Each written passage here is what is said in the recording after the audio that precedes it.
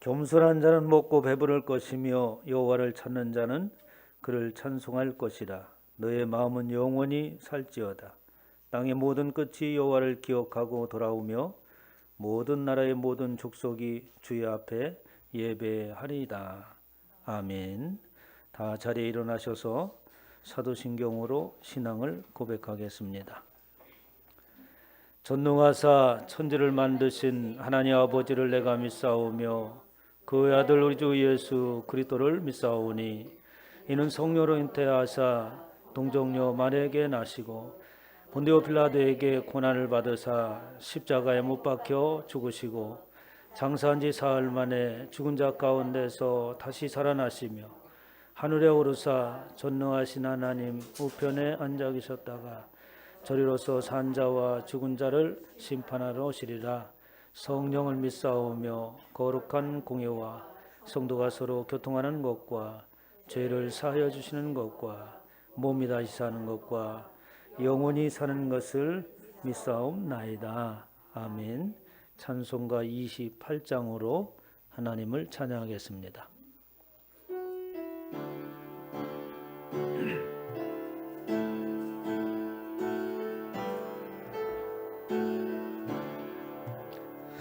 복의 근원 강림하사 찬송하게 하소서. 한량없이 자비하심 증량할 길 없도다. 천사들의 찬송가를 내게 가르치소서.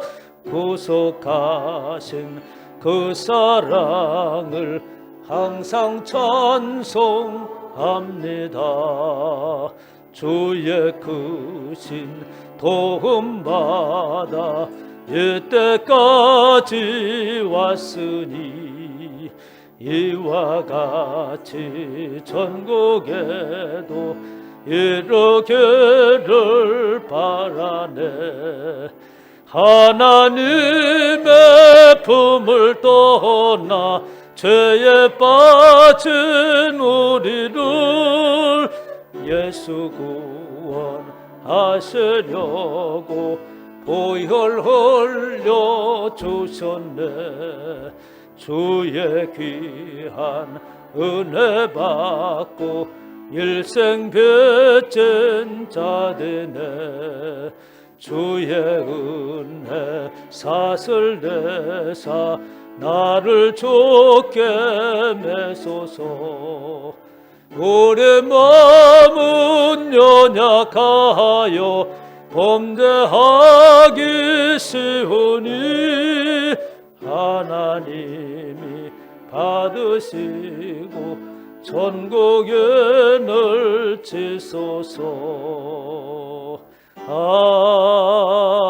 아멘. 교동문은 14번을 교독하겠습니다. 찬송가 맨 뒤에 있는 교동문 14번을 함께 교독합니다. 땅과 거기에 충만한 것과 세계와 그 가운데 사는 자들은 다 여호와의 것이로다. 여호와께서 근처를 바다 위에 세우시며 강들 위에 건설하셨도다. 여호와의 산에 오를 자가 누구며 그의 거룩한 곳에 설 자가 누구인가? 곧 손이 깨끗하며 마음이 청결하며 뜻을 허탄한 데에 두지 아니하며 거짓 맹세하지 아니하는 자도다. 그는 여호와께 복을 받고 구원의 하나님께 의를 얻으리니 이는 여호와를 찾는 족속이요 야곱의 하나님의 얼굴을 구하는 자로다. 문들아 너의 머리를 들지어다. 영원한 문들아 들릴지어다. 영광의 왕이 들어가시리로다. 영광의 왕이 누구시냐? 강하고 능한 여호와시오. 전쟁에 능한 여호와시로다. 문들아 너의 머리를 들지어다. 영원한 물들아 들릴지어다. 영광의 왕이 들어가시리로다. 영광의 왕이 누구시냐? 만군의 여호와께서 곧 영광의 왕이시다. 아멘. 다 자리에 앉으셔서 찬송가 193장을 찬양한 후에 김누나 집사님 우리 위해서 기도해 주시겠습니다.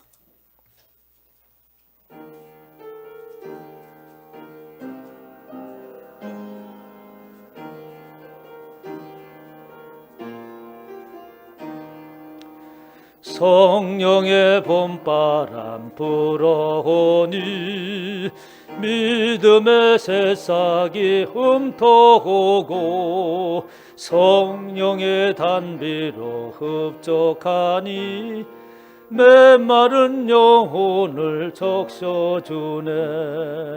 불같은 성령 임하시니 마음의 기쁨 넘쳐나네. 성령의 생수를 마시는 자 갈급한 심령이 해갈되고 성령의 충만함 받은 자는 마음의 평안을 누리겠네.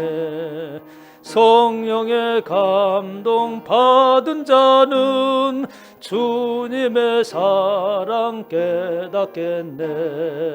성령의 은사를 받은 자는 시기와 질투가 사라지고 성령의 지혜를 받은 자는 이웃과 한 형제 되었도다.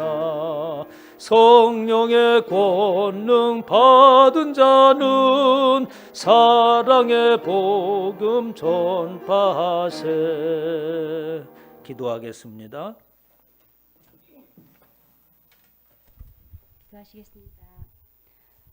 우리를 사랑하시는 하나님 아버지, 거룩한 주일에 주님 전에 모여 예배할 수 있음을 감사드립니다. 많고 많은 사람들 중에 주님께서 저희들을 택하시고 주님의 자녀로 삼아주셔서 감사합니다. 세상의 험하고 어려운 삶 속에서도 주님을 잊지 않고 살아갈 수 있게 하심을 감사합니다.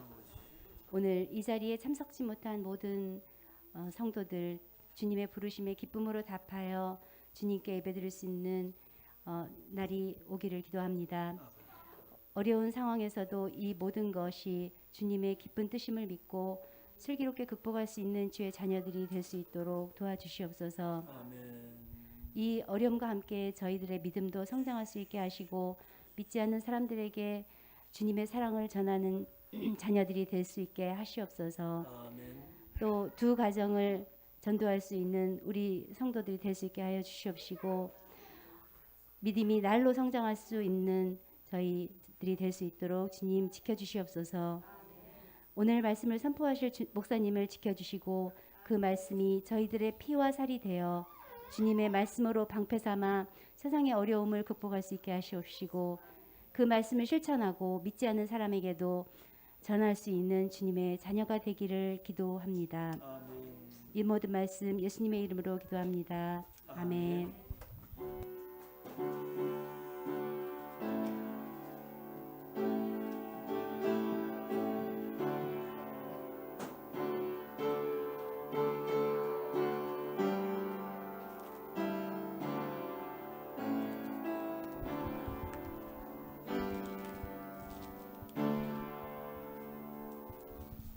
말씀 보겠습니다. 출애굽기 8장 구약 92페이지입니다.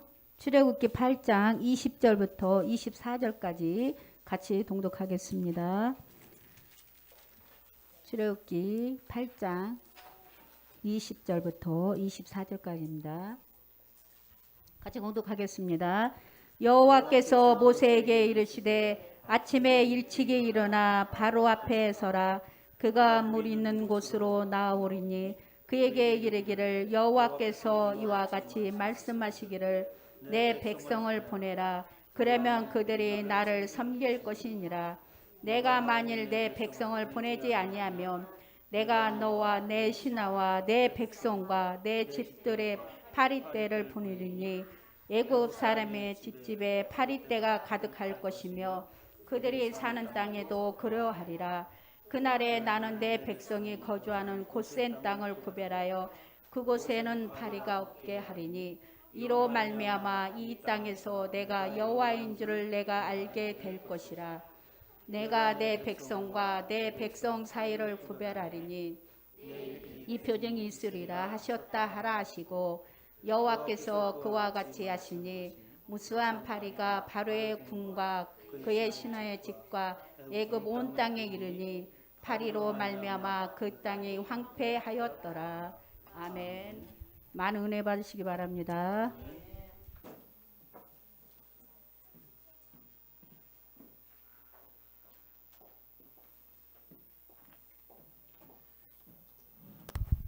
할렐루야. 성도마다 두 가정을 세우기 위하여 10가정을 품고 기도하고 복음을 전하여 풍성한 생명의 열매 맺으시기 바랍니다. 순복음 등불교회의 교회상은 참된 교회와 믿음의 공동체의 삶입니다. 기도하며 하나님의 지혜를 구하여 순복음 등불교회가 이 시대의 참된 교회로 세워지도록 힘써 주시기 바랍니다. 다음 주 5월 31일부터 6월 4일까지 전도의 결실을 위하여 새벽 저녁 8시에 특별 기도를 합니다. 전도를 위하여 예배 동영상을 적극적으로 활용해 주시기 바랍니다. 예배 실시간 영상은 스마트폰, TV, 유튜브, 홈페이지에서 시청하실 수 있습니다. 2021년은 지역사회에 선한 영향력을 끼치는 교회로 자리매김하기 위해 사랑의 울타리 운동을 전개합니다. 이를 위하여 사랑의 울타리 SN에 적극적으로 동참해 주시기 바랍니다. 일상생활에 주의를 기울여 코로나 예방에 힘써 주시기 바랍니다. 교회 출입 시 손소독, 마스크 착용, 열 체크, 일회용 장갑 착용을 반드시 해야 합니다. 코로나 백신 접종에 적극 참여하여 속히 코로나가 종식되고 일상을 회복할 수 있도록 협력해 주시기 바랍니다. 김인기, 박준희 선교사님의 태국 선교를 위하여 기도해 주시기 바랍니다. 2021년 표와 기도 목표를 다 함께 제창하시겠습니다. 하나님의 임재 안에서 주의 형상 나타내자. 나는 반드시 두 가정을 세우고 말 거야. 우리의 비전. 예, 뒤쪽에 있는 웨스트민스터 요리문답을 다 함께 합독하시겠습니다. 제5문 하나님 한 분 외에 다른 신이 있습니까?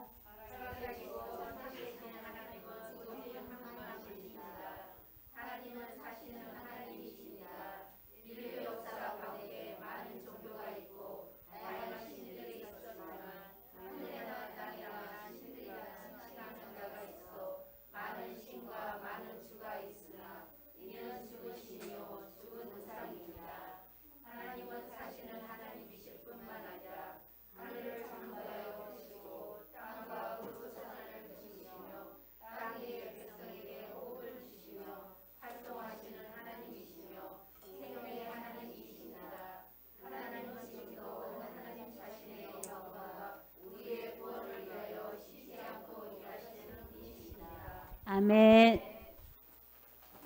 감사합니다. 수고하셨습니다. 여러분에게 한 가지 당부드릴 말씀이 있습니다. 요즘에 코로나 백신에 대해서 여러 가지 말이 많긴 한데 우리가 좀 맞아야 되지 않나 생각이 들어요. 그래서 저는 6월 9일 날 예약을 해놨고 1차, 그리고 이제 8월 25일 날 2차 접종을 합니다. 그래서 아마 접종을 한 분들에게는 특별한 인센티브가 주어지지 않을까 이렇게 생각이 들고, 우리 권사님 맞으니까 어때요? 맞던 날은 아주 되게 팔이 아프더라고요. 팔이? 쳐도 되고 되게 아프다. 그래요. 갔더니 응. 혈액을 먹고 자고 해보니 아주 그날도 머정도 아프고 어제 조금 더. 한 2, 3일 쉬어야겠죠. 그래서 백신 접종하는 날은 그 전날에도 너무 무리하게 이렇게 움직이지 마시고, 그리고 접종 끝나고 한 이틀 이렇게 푹 쉰다고 이렇게 생각하면 될 것 같습니다. 그러면 이제 우리 6월 17일 날 6월 17일 날, 그래서 이제 우리 성도들이 다 맞게 되면 인원 제한 이런 것도 필요 없게 되고, 또 자연스럽게 또 이제 온라인 통해서 예배 드리신 분들도 자연스럽게 참석하지 않을까 이렇게 생각이 되기 때문에, 일단 우리가 50%, 60%, 70% 이상이 넘어가면은 코로나 걸릴 확률이 현저하게 낮아져요. 좀 됐고. 한 30과정 지나고는 마스크 쓰고 한 배는 나가 돌아다녀도 괜찮아요. 알았습니다. 일단 우리 송고사님한테 조언의 말씀을 잘 예배 끝나시고 들으시기 바랍니다. 오늘 귀한 분이 오셨습니다. 우리 김용아 어느 분이시? 김용아 반갑습니다. 박수 한번 주시기 바랍니다. 수연이 딸인가요? 학생이에요? 박수 한번 드리세요. 그리고 사옥?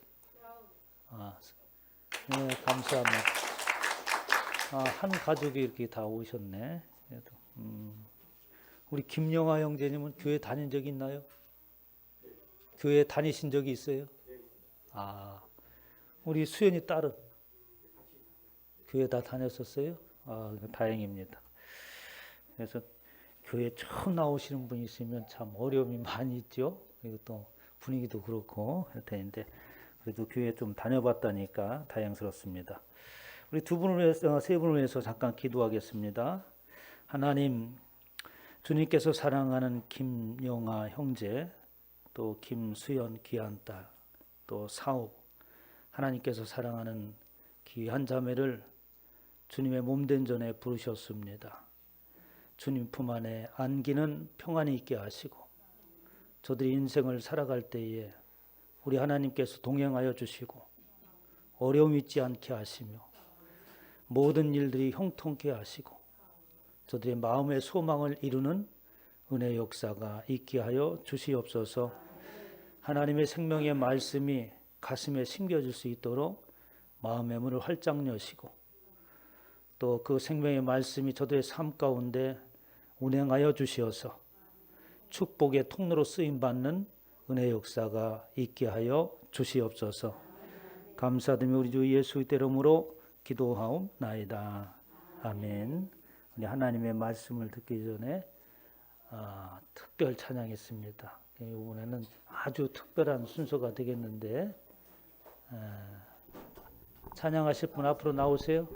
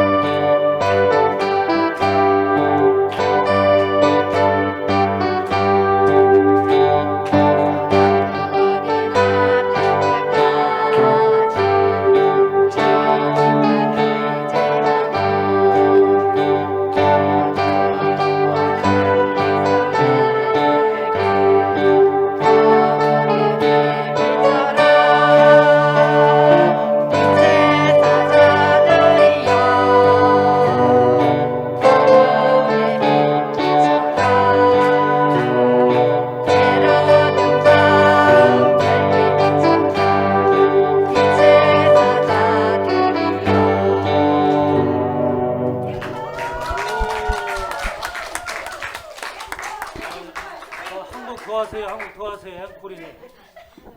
아, 한국 좋아하시오. 아니, 한국 좋아하니까 왜 그래? 아니, 앵콜을 또 받아보긴 또 처음이네.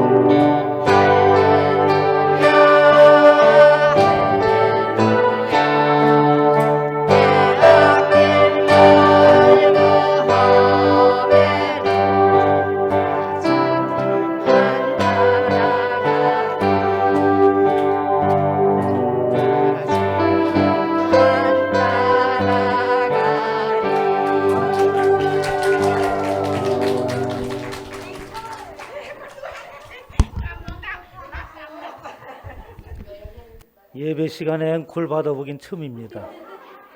어? 하여간 우리 교회 창사 이래 가장 아름다운 찬양을 들고 왔습니다. 제가 가만히 보니까 오늘 찬양한다고 금요일 날 나와서 연습하고 일찍 나와서 연습하고 연습한 성의를 봐서 오늘 앵콜을 받았죠. 하나님은 그런 것을 기뻐하시죠. 저 사람들이 아무리 뭐 능숙하고 또 프로 같은 뭐 그런 것을 원하는 것이 아니라 하나님 우리의 마음을 받으시는 줄 믿으시기 바랍니다. 우리 찬양하신 분들을 위해서 잠깐 기도하겠습니다. 하나님, 주님의 사랑이 어찌 큰지요. 부족한 저희들을 인도하시고 어느 날 우리가 복음을 듣게 하시며 예수 그리스도를 믿게 하셔서 영원한 소망 가운데 있게 하심을 감사합니다. 오늘 하나님을 찬양한 송영자 권사님, 또 김병옥 권사님, 민우기 권사님, 예영자 성도, 저들의 삶 가운데 성령 하나님께서 함께 하시고 노년에 건강 잃지 아니하도록 하나님께서 붙드시며 저들의 찬양과 기도로 인하여서 자손들이 번성하고 앞길이 열려지는 은혜 역사가 있게 하여 주시옵소서. 늘 강건하고 하나님으로부터는 행복과 기쁨으로 살아가기를 원하옵고 우리 주 예수 그리스도 이름으로 기도하옵나이다. 아멘. 이제 우리가 찬양을 들었으니 우리도 함께 하나님을 찬양하고 말씀을 듣도록 하겠습니다. 여호와의 깊은 곳으로 우리 찬양합니다.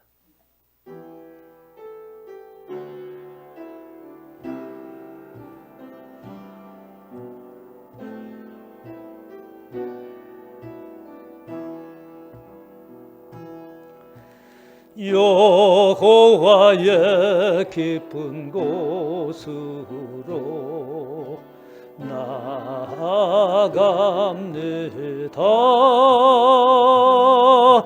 예수님의 생명 안으로 더 깊이 갑니다. 예수 예수 예수 예수 나의 생명 되신 예수 여호와의 깊은 곳으로 나아갑니다.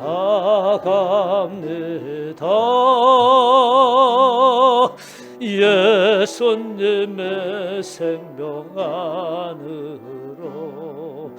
더 깊이 갑니다. 예수 예수 예수 예수 나의 생명 되신 예수 예수 예수 예수 예수 예수 예수 나의 생명 되신 예수 예수 예수 예수 예수 예수 예수 나의 생명 되신 예수.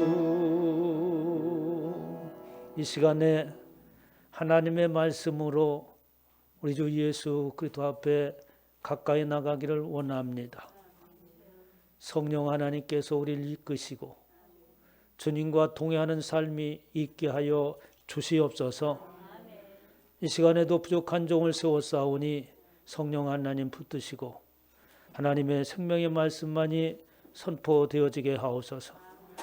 이 시간에 온라인으로 예배드리는 하나님의 사랑하는 귀한 권속들에게도 동일하게 하나님의 은혜와 축복이 넘치게 하여 주시옵소서.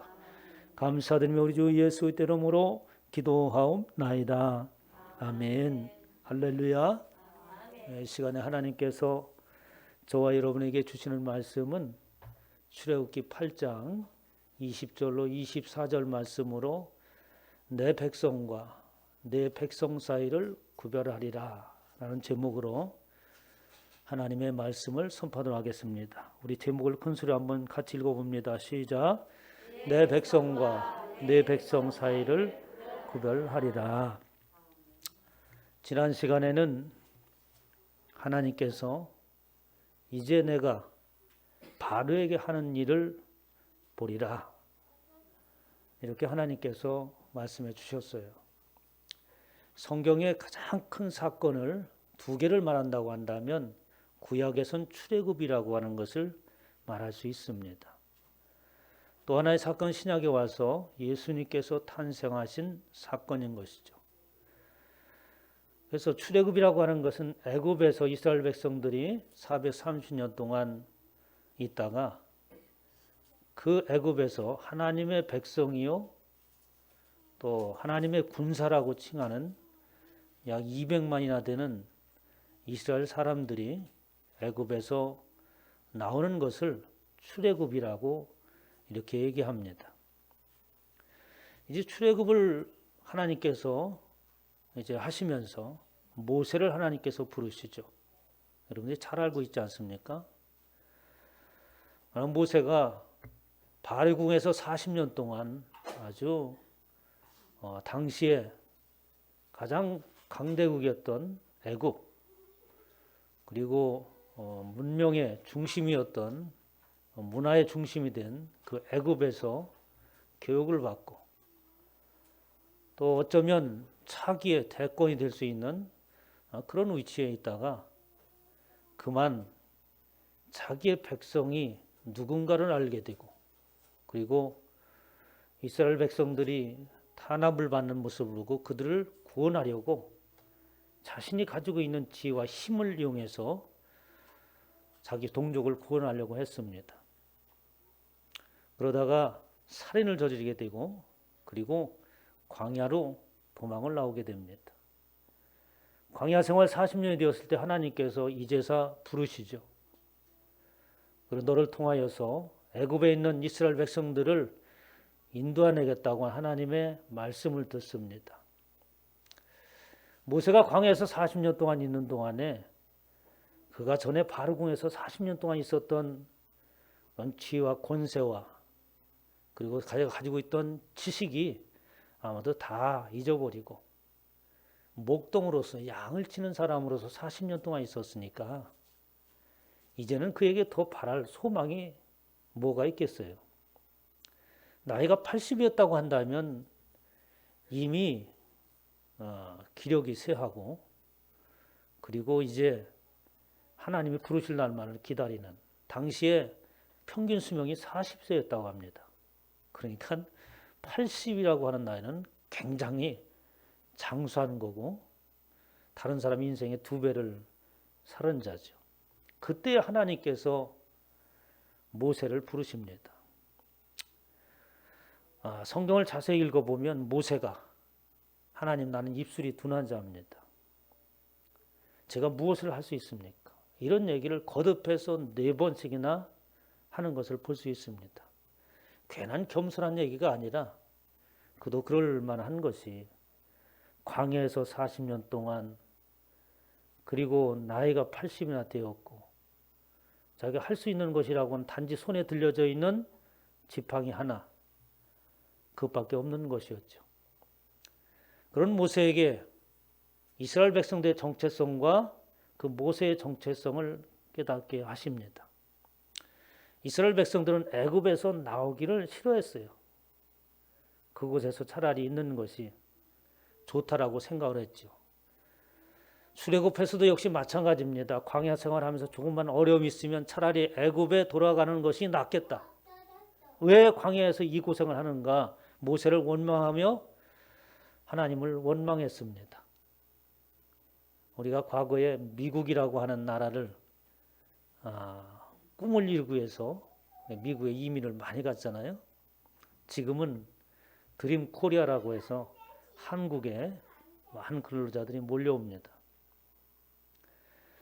당시에 미국에 갔을 때 어떻게 살았을까요? 전에 과거에 이승만 대통령이 미국에 가서 살았는데 아주 잡다한 일들을 하는 거죠. 주인집 여인이, 그 주인집 아주머니가 자신이 보는 앞에서 옷을 갈아입는 거야.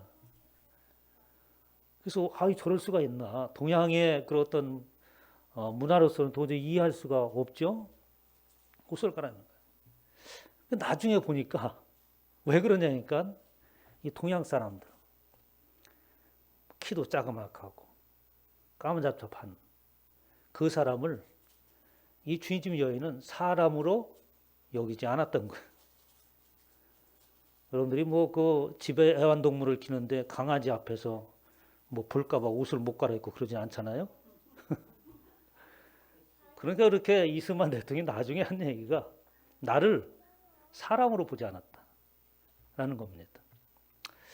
아마도 애굽에 있으면서 과거에 요셉이 누렸던 그 영화는 이미 흘러가고 많은 세월이 흘러서 요셉을 잃어버린 왕이 세워지고 그들은 노예로 전락을 했습니다. 노예로 전락했지만 그 나라가 강대국이요, 그리고 강대국이고 많은 사람들이 어쩌면 지금 세대와 같이 꿈을 이루고자 애굽에 몰려올 수도 있었을 겁니다. 후중되어서 사느니 여기서 노예로 사는 것이 더 편할지도 모르겠죠. 현실적인 것입니다. 이스라엘 백성은 그곳에 나오기를 원하지 아니하였어요. 더군다나 모세가 그러한 이스라엘 백성들을 이끌어낸다라고 하는 것은 불가능한 것이죠. 하나님께서 모세에게 하나님의 말씀인 내가 너와 함께 할 것이다 라는 말씀을 주시면서 모세에게 힘을 줍니다. 그리고 이제 모세가 드디어 깨닫게 되죠. 우리가 이스라엘 백성이라고 하는 것은 하나님께서 태초부터 계획하셨던 백성인데 아브라함 때부터 하나님께서 부르시고 갈대아 우르라고 하는 그곳에서 영원히 평안하도록 정착하며 살라고 한 것이 아니라 그곳에서 불러냅니다. 그곳에서 불러내서 목축업을 하는, 그러니까 유랑하는 사람들로 만들고 이스라엘 백성들을 목축업, 나그네 삶을 살게 하셨어요. 그래서 모든 이스라엘 백성들은 나그네의 삶을 살게 하는 겁니다. 다시 말해서 이스라엘 백성이라고 하는 것은 하나님의 자녀를 의미하는 것이고 오늘날 저와 여러분을 의미한다고도 말할 수 있습니다. 저와 여러분의 본향은 이 땅이라고 말할 수 없죠. 하나님의 영원한 나라를 본향으로 삼고 그 나라를 향하여서 나가는 자가 그리스도인 줄 믿으시기 바랍니다. 그렇기 때문에 저와 여러분들의 생각이, 그리고 인생의 목적이, 그리고 목표하는 것이 달라야 되는 겁니다. 세상 사람들이 바라볼 때도 저들은 어떻게 해서 우리가 추구하고 우리가 이루고자 하는 이 일을 원하지 아니하고 저들은 뭔가 우리보다 다른 뭐가 있는데 참 궁금하다. 어떻게 우리와 같은 그러한 목적을 가지고 살아갈 수 있을까? 이렇게 우리를 바라보고 의구심을 가지고 또 호기심 어리는 그런 눈으로 바라볼 수 있도록 삶을 사는 것이 또한 그리스도인인 것이죠. 이제 그것을 깨달은 모세가 이제 지팡이를 들고 애굽을 향해 나갑니다. 그때에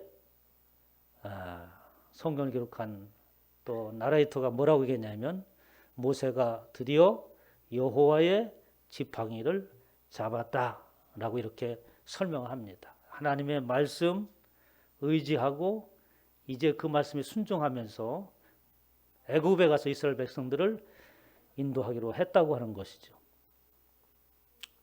그러면서 모세가 그렇게 여호와의 지팡이를 잡았으면 당당하게 가서 그 일을 행할 텐데 또 주저합니다. 다른 사람을 보내는 것이 어떻겠습니까?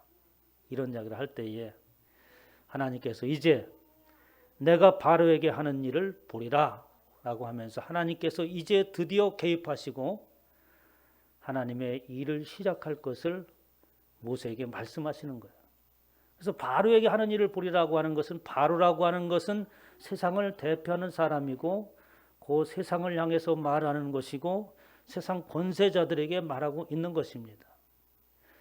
또 사망의 권세를 잡고 있는 저들을 향하여서 하는 하나님의 선포인 것이죠. 이제 나 여호와가 나의 백성을 구원하고 그들을 인도하는 그것을 보게 되리라.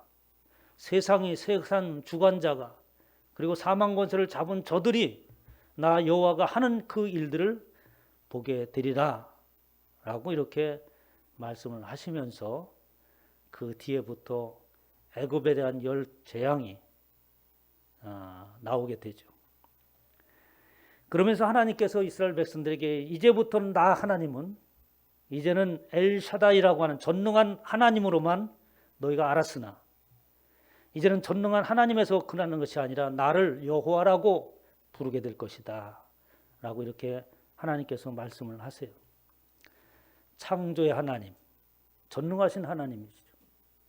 그런 능력의 하나님으로만 너에게 비춰졌지만 이제부터는 이제 나의 이름을 새롭게 정한다는 것이죠. 뭔가 새로운 일을 하나님께서 행하시기 위하여서 자신의 이름을 여호와라고 부르게 하셨다고 말씀을 하시는 거예요. 그래서 그 여호와의 뜻이라고 하는 것은 뭐 내가 너와 함께 하겠다. 너를 위하여서 존재한다. 너를 위해서 활동한다. 이제 나 하나님으로서 본격적인 내가 하고자 하는 그 일을 지금부터 하겠다라고 하는 선언인 것이죠. 우리가 이름을 바꾼다고 하는 것은 엄청난 큰 의미를 가지고 있다고 지난 시간에 말씀을 드렸습니다. 그러면서 이제 하나님께서 10가지 재앙을 보시죠. 그 첫 번째 재앙이 라인강을 피로 물들이게 하는 재앙이었습니다. 왜 하나님께서 처음에 라인강을 피로 물들이게 하는 그런 재앙을 내리셨을까? 이 라인강이라고 하는 것은 그냥 평범한 강이 아닙니다. 라인강을 하피신이라고 그들은 추앙을 해요. 라인강이 범람하게 되면 그 범람 물로 인하여서 토사가 이렇게 밀려나게 되고 그리고 그 평야 지역에 옥토가 뱄니다. 그래서 어느 곳에나 곡식을 심게 되면 곡식이 풍성하게 자라는 아주 기름진 땅으로 되는 거죠. 그렇기 때문에 라인강이 범람하는 그때는 이 라인강의 신 하피신이 그의 영광을 드러낸 때다라고 이렇게 생각을 했어요. 애굽이라고 하는 것은 라인강이 없으면 존재할 수 없는 그런 나라입니다. 라인강을 통하여서 애굽이 생기게 되었죠. 그러니까 애굽이라고 하는 것은 그 라인강이라고 하는 것은 뭐냐면 국가 경제를 살찌우는 것이고 애굽 백성들의 삶과 문화를 지탱해주는 하나의 젖줄이었습니다. 풍성한 수자원이 생산되는 곳이었죠.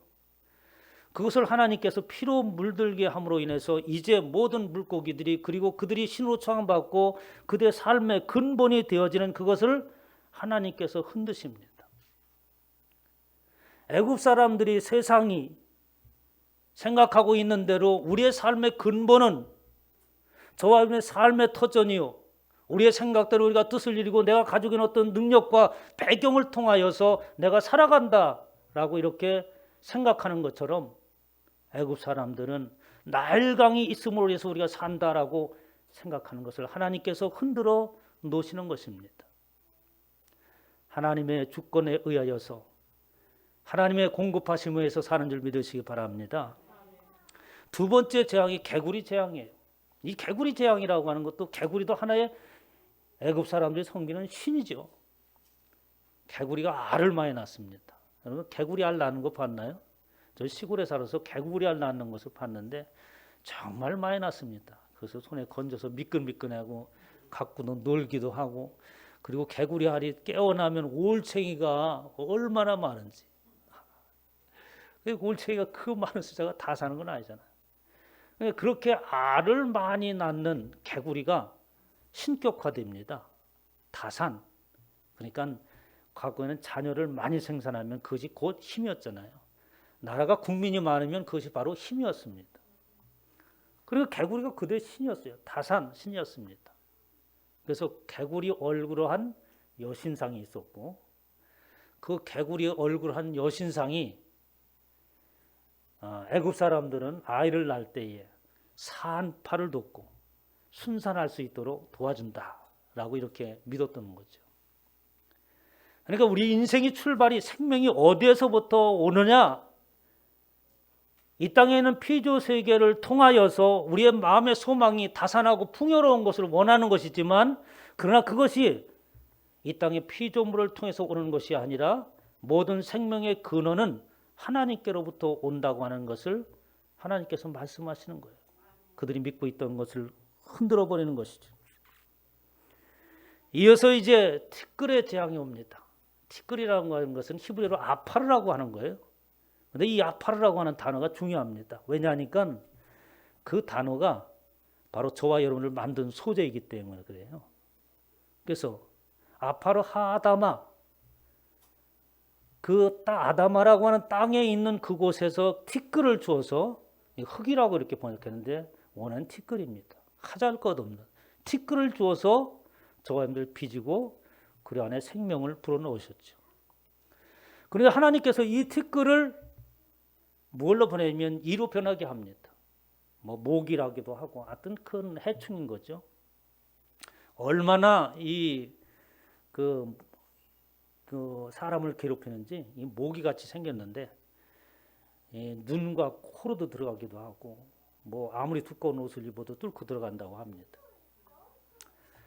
하나님의 주권이라고 하는 것은 뭐냐면 하나님께서는 전능하신 하나님이라고는 이야기하죠. 우주 만물을 창조하셨다고 했습니다. 아파르라고 하는 하잘것없는 존재를 통하여서 그것이 하나님의 손에 들려지고 그 안에 하나님께서 생기를 불어넣으시면 저와 여러분 같은 생명이 살아나고 일어나는 줄 믿으시기 바랍니다. 그러나 그곳에 하나님께서 명하시면 그 티끌이 인간을 해하는 이가 될 수도 있는 거예요. 이 땅의 모든 세계가 하나님의 주권 안에 있다. 하나님께서 명하시면 하찮은 것이 존귀하게 될 수도 있을 뿐만 아니라 그것으로 인하여서 사람들이 멸망당할 수도 있다는 말씀에 선언을 하십니다. 그러면서 이제 네 번째 재앙을 파리의 재앙을 선포하면서 아주 색다른 말씀을 하시는 것이 오늘 본문의 말씀이에요. 출애굽기 8장 22절에 보니까 그날에 나는 내 백성이 거주하는 고센 땅을 구별하리라 라고 얘기합니다.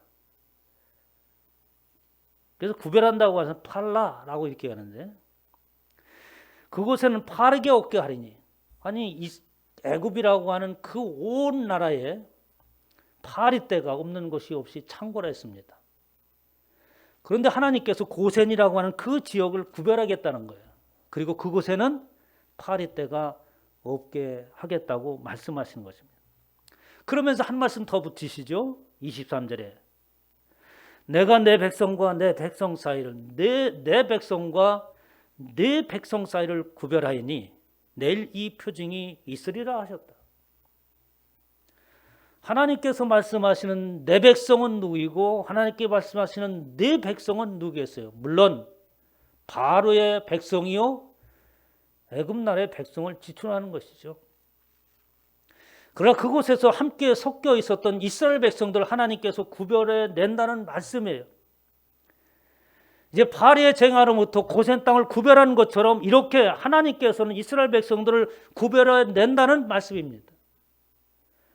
예수 그리스도를 믿는다고 하는 것은 세상 속에 있는 저와 여러분들 구별해 내서 따로 하나님께서 하나님의 뜻을 위하여서 하나님의 일을 위해서 우리의 길을 새롭게 가게 하시는 것인 줄 믿으시기 바랍니다.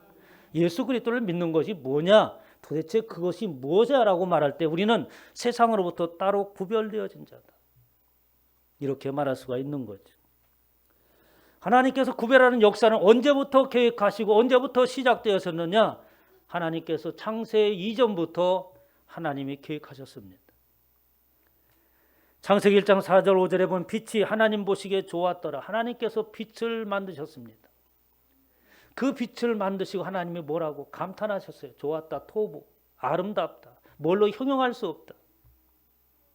하나님이 가장 기뻐하는 것이 빛인 것 같아요. 그러면서 하나님의 빛과 어둠을 나누시고 하나님이 빛을 낮이라 부르고 어둠을 밤이라 부르시느냐라고 하면서 빛과 어둠을 나누게 하셨습니다.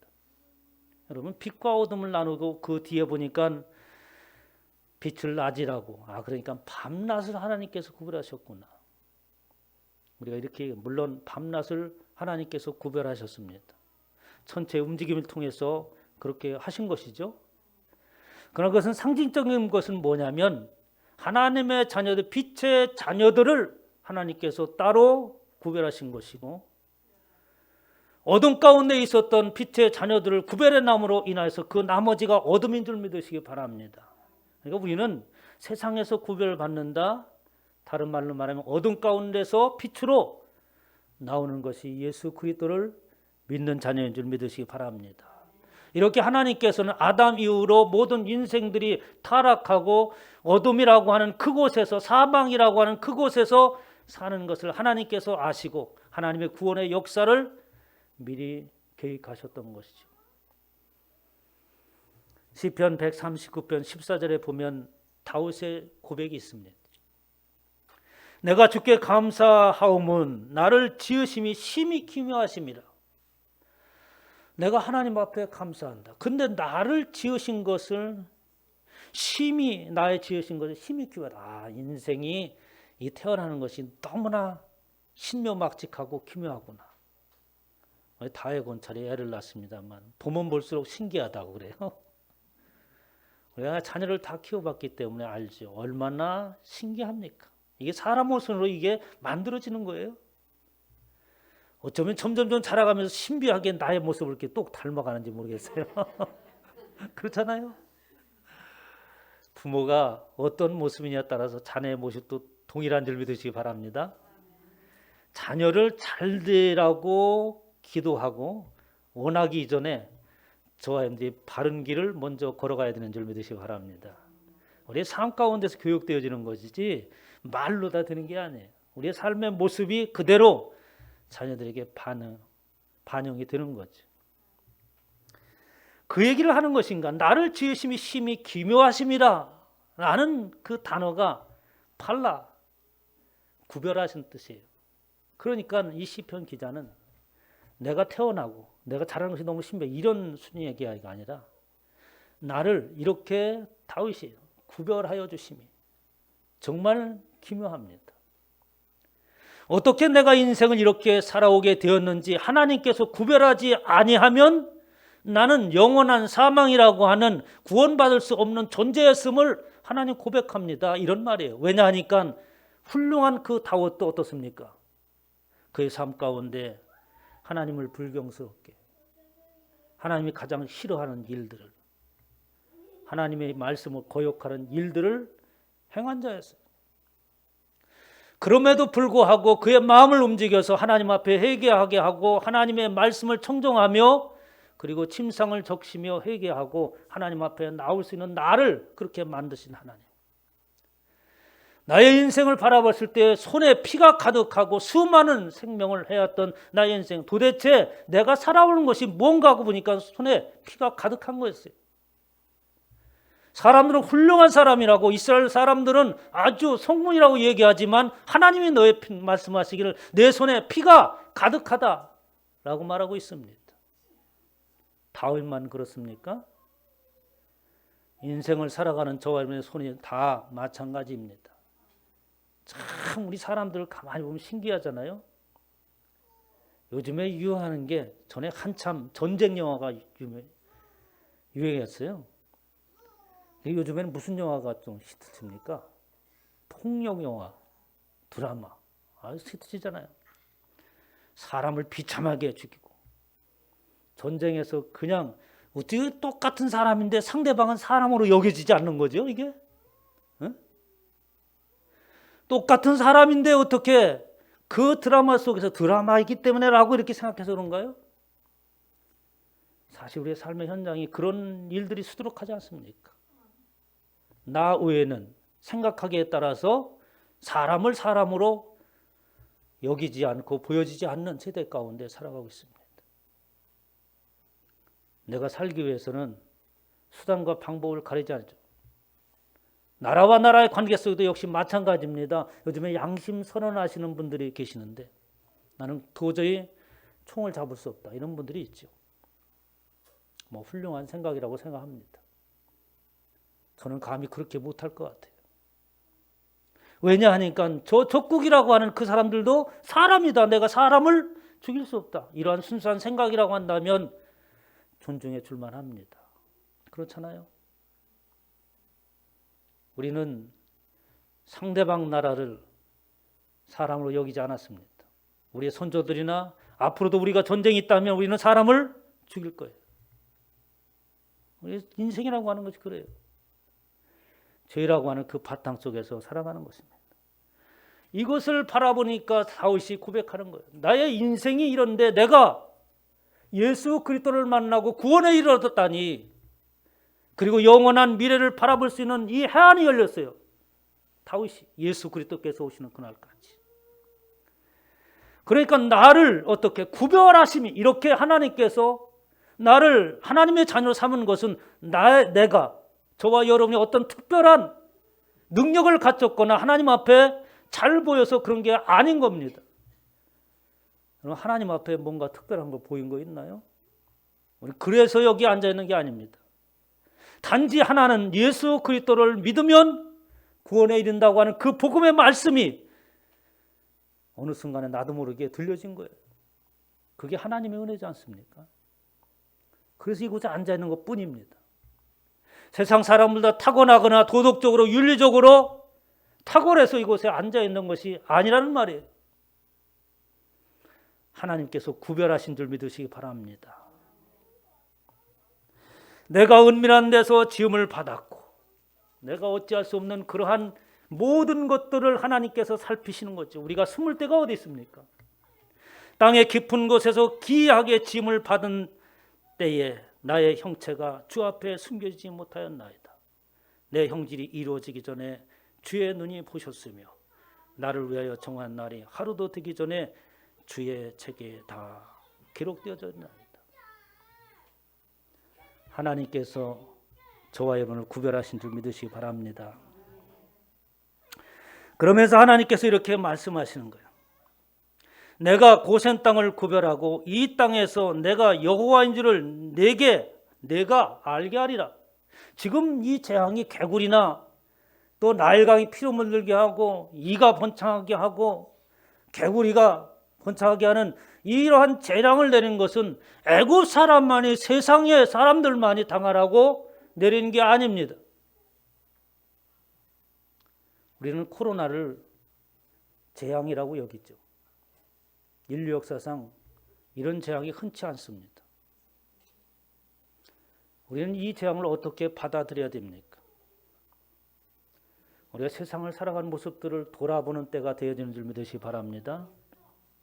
모든 사람들이 예수 그리스도를 믿건 예수 그리스도를 믿지 아니하건 모든 사람들은 안목의 정욕에 쫓아서 육신의 정욕을 쫓아서 살아갑니다. 보일 것을 보는 것으로 만족해 하려고 온갖 것을 쏟아냅니다. 도대체 사는 목적이 뭔지 몰라요. 이제 살 만큼 됐으니까 눈에 안목의 정욕을 채워야겠다. 이제 먹고 살만하니까 이젠 먹고 싶은 거, 그리고 육체적으로 경험하고 싶은 거, 그리고 육체적으로 느끼고 싶은 모든 것들을 경험해야겠다. 이것이 세상 사람들과 살아가는 모습이잖아요. 우리도 동일하게 그렇게 했습니다. 하나님께서 코로나를 통해서 더 이상 그러지 못하도록 멈추게 하신 것이죠. 세상을 재앙 가운데 있는 것뿐만 아니라 바로 이스라엘 백성들이 여호와를 하나님으로 알게 하는 하나님의 교훈의 재앙인 줄 믿으시기 바랍니다. 그 재앙을 우리에게 주시는 교훈이요, 우리를 새롭게 하고 그리고 내 자신의 믿음의 현주소를 바라보게 하는 모습으로 하나님의 교훈과 책망으로 받아들여야 됩니다. 이것이 그리스도인들이 현 시대를 바라보는 모습이야 되는 거죠. 그러면서 하나님께서 이렇게 말씀하십니다. 이제 내가 그들을 구원하고 그들을 애굽에서 인도하는 목적이 있다. 20절에 여호와께서 모세에게 이르시되 아침에 일찍 일어나 바로 앞에 서라. 그가 물이 있는 곳으로 나오리니 그에게 이르기를 여호와께서 이와 같이 말씀하시기를 내 백성을 보내라. 그리하면 그들이 나를 섬길 것이라 라고 말씀하고 있는 거예요. 이스라엘 백성들을 이끌어내는 것은 저와 여러분들을 예수 그리스도를 믿으라고 교회에 그리고 세상 가운데서 구별해내는 것은 다른 목적이 있는 것이 아니라 하나님을 섬기라고 하는 거예요. 섬긴다고 하는 것이 아바드라고 합니다. 또 섬긴다는 것은 경영한다라는 뜻도 가지고 있어요. 창세기 2장에 보면 하나님께서 사람을 만드시죠. 창세기 2장 4절에 이렇게 설명합니다. 이것이 천지가 창조될 때 하늘과 땅의 내력이니 여호와 하나님이 땅과 하늘을 만드시는 그날에 하나님께서 인간을 만드십니다. 그리고 내용을 설명하시죠. 사람을 만드시고 그리고 그를 통하여서 에덴 동산을 경영하게 하셨습니다. 그게 뭐냐니까 바로 경작하게 하시라는 말이 아바드, 섬긴다고 하는 거예요. 에덴 동산을 갈게 하셨다는 말씀인 거죠. 하나님께서 원하시는, 기대하시는 소출이요 열매를 맺게 하는 것이 하나님을 섬기는 것인 줄 믿으시기 바랍니다. 저와 여러분들에게 하나님께서 기대하는 것은 많은 예물을 드리라고 하는 것을 기대하는 것이 아니고 그 어떤 선한 것도 기대하는 것이 아닙니다. 우리의 현실의 삶 가운데 예수 그리스도 안에 있다면, 하나님의 말씀을 청종하는 자라면 우리 가운데 윤리와 도덕과 선함이라고 하는 것은 당연히 있어야 되는 것이지, 세상 사람들이 말하는 것처럼 윤리와 도덕을 앞세우는 게 아니에요. 당연히 있어야 될 겁니다. 우리에게는. 그럼 하나님께서 원하시는 건 무엇이냐? 바로 생명을 살리는 것인 줄 믿으시기 바랍니다. 오늘날 저와 여러분이 이곳에 앉아있기 위해서는 그냥 내가 예수 그리스도를 믿으라고 하는 복음을 들었기 때문에 이 자리에 앉은 것이라고 착각해서는 안 됩니다. 저와 여러분이 예수 그리스도를 믿게 하기 위해서 수많은 사람들이 피를 흘렸어요. 순교했습니다. 130년 전에 선교사들이 들어와서 그들이 목을 잘리고 피를 흘린 그 대가가 오늘날 저와 이곳에 앉아있게 하신 줄 믿으시기 바랍니다. 그들이 무슨 말씀을 들었기 때문에, 하나님께서 세상 가운데서, 어둠 가운데서, 사망 가운데서 나를 구별하심은 나로 인하여서 에덴 동산을 경영하는, 나를 만드신 그 땅을 경영하게 하신, 섬기게 하신 그것인데, 그것은 바로 나를 살리신 것처럼 나를 통하여서 생명의 결실을 얻기를 원하셨던 겁니다. 오늘 하나님께서 말씀하십니다. 이제부터 내가 내 백성과 내 백성 사이를 구별하리라. 하나님께서 구별하는 백성이 되어지고, 저와 여러분 또한 세상에 나가서 그렇게 빛과 어둠을 나누는 하나님의 풍성한 생명의 결실 얻는 저와 여러분 되시기를 주님의 이름으로 축원합니다.